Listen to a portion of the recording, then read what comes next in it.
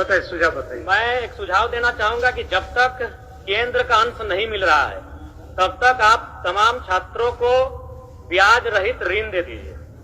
जब अंश आ जाएगा आप काट लीजिएगा। ये राजनीति, ये बहुत गंभीर विषय है। और नहीं तो जो विधायक निधि है नहीं दीजिए। ऐसे भी हमको 5 करोड़ में क्या बनाते हैं, पीसीसी बनाते हैं। पीसीसी नहीं बनेगा तो हमको कोई फर्क नहीं पड़ेगा, लेकिन अगर 5 साल बच्चे नहीं पढ़ेंगे तो इस राज्य को फर्क पड़ेगा, इस राज्य के भविष्य को फर्क पड़ेगा। इसीलिए आप 5 करोड़ का जो विधायक निधि देते हैं वैसे मुझसे कुछ काम नहीं होता है। पीसीसी, गली, फाइबर ब्लॉक 200 फीट 250 फीट का काम करते हैं, जो अगर 5 साल 10 साल नहीं होगा तो फर्क नहीं पड़ेगा। लेकिन बच्चे नहीं पढ़ेंगे मंत्री जी, फर्क पड़ेगा, एक जनरेशन में गैप आएगा, तब उसे रोक दीजिए।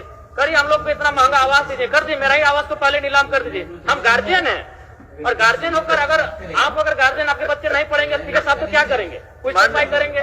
माननीय सदस्य, नहीं, मैं सुझाव दे रहा हूँ कि आप उनको ऋण दीजिए। भावना से नहीं, तो 1 साल बीत चुका है। 1 साल बीत चुका है। भावना कुछ 15 दिन के लिए होता है, भावना 15 दिन के लिए होता है। आपका भावना सही है, आपका भावना तो मैं तो सुझाव दे रहा हूँ, उनको ऋण दीजिए, बिना ब्याज के ऋण दीजिए। हम सेंट्रल गवर्नमेंट क्यों बोलेंगे? हम एक विधायक, हम राज्य सरकार को बोलेंगे। कौन से बोलिए, हम सेंट्रल गवर्नमेंट बोलेंगे?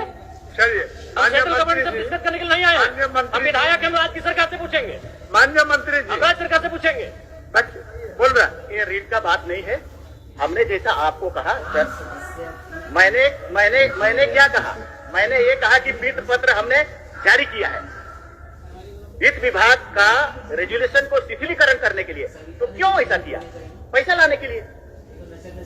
ज्यादा से ज्यादा जल्दी से जल्दी पैसा आएगा, हम लोग डिस्ट्रीब्यूट करेंगे। लेकिन हम केंद्र का हिस्सा है तो उसको देना, उसका ऑब्लिगेशन था कि नहीं था, उसको वेट करेंगे कि नहीं? वेट कर रहे थे, नहीं आया तो अब हम अपना प्रक्रिया शुरू कर दिए स्टेट का पैसा देने के लिए। कुछ समय लगेगा, कर देंगे हम लोग।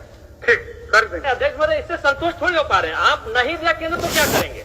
वही एक लाइन बोल दिए। नहीं, हम कुछ नहीं बोल दीजिए एक लाइन में कि अगर केंद्र का अंश नहीं आया तो राज्य के ओबीसी छात्रों को स्कॉलरशिप नहीं देंगे।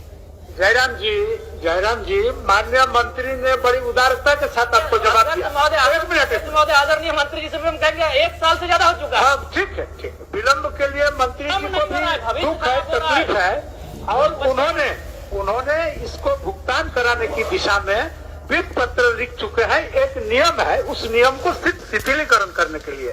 तो जैसे ही शिथिल हो जाएगा भुगतान करेंगे। बच्चों, हम बोल रहे हैं तब तक ऋण दे दीजिए ना, बिना ब्याज पर ऋण दे दीजिए। अब माननीय मंत्री जी बताएंगे इनका विकल्प क्या है।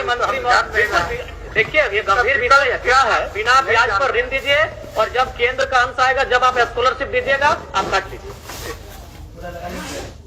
सर, ऋण